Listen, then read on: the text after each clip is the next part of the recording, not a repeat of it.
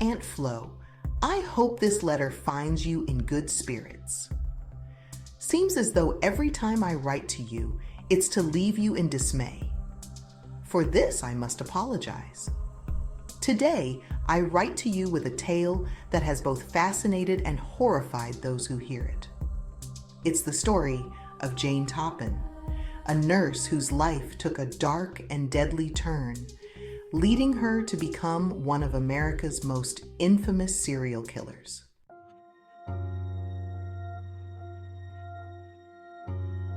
Jane Toppan, born Honora Kelly on March 31st, 1854, in Boston, Massachusetts, had a tumultuous start to life.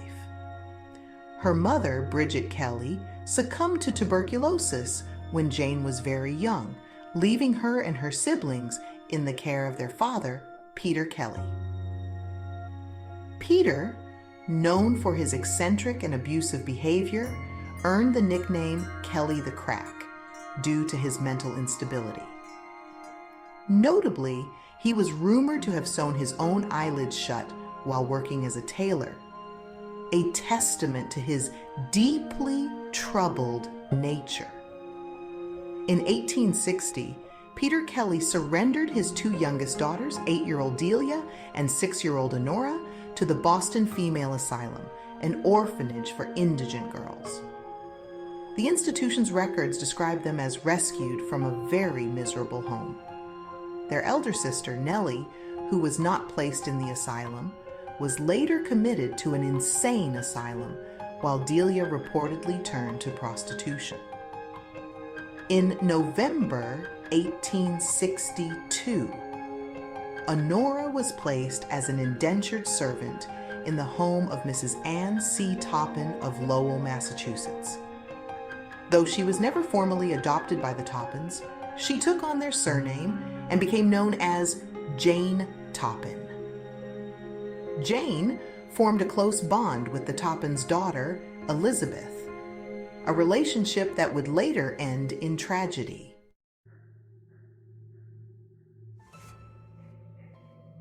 In 1885, Jane Toppan began her nursing training at Cambridge Hospital. Unlike her early years, where she was described as brilliant but terrible, at the hospital she was well-liked and cheerful, earning the nickname Jolly Jane. However, behind her friendly demeanor lay a dark obsession. Jane conducted experiments on her patients, manipulating their doses of morphine and atropine to observe the effects on their nervous systems. She would spend time alone with her patients, fabricating medical charts and administering drugs to bring them in and out of consciousness. Despite her dangerous practices, Jane's charm and apparent competence initially masked her malevolence. In 1889, she was recommended for a position at the prestigious Massachusetts General Hospital. There, she claimed several more victims before being dismissed in 1890 due to complaints about her reckless use of opiates. She briefly returned to Cambridge Hospital but was soon dismissed again. Jane then pursued a career as a private nurse, where her lethal tendencies flourished unchecked.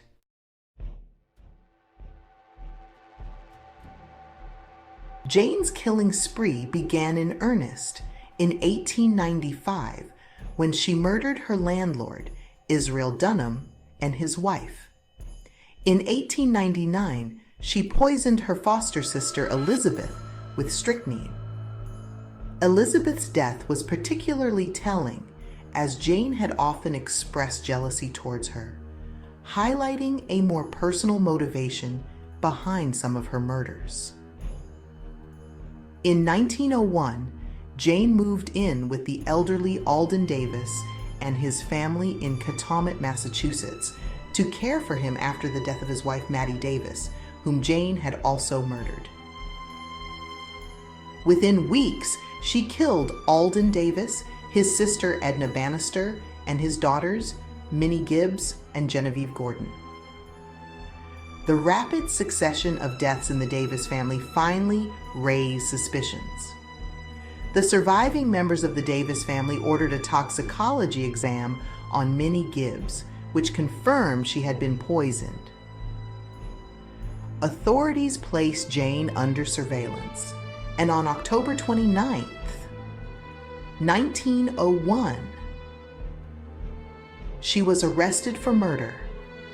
By 1902, Jane had confessed to 31 murders, though it is widely believed that her actual victim count could be higher.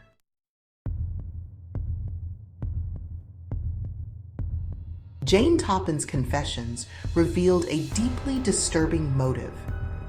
She admitted to deriving sexual pleasure from the act of killing, often fondling her victims as they died and lying beside them.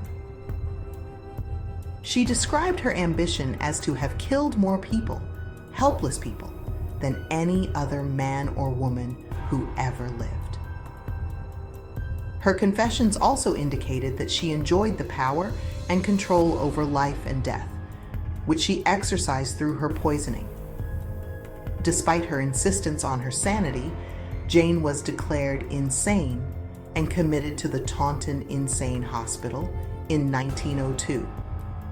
She spent the rest of her life there, dying on August 17, 1938, at the age of 84. Her ability to mask her sinister intentions behind a cheerful exterior allowed her to commit her crimes for years. Her charm and apparent competence masked her lethal intentions.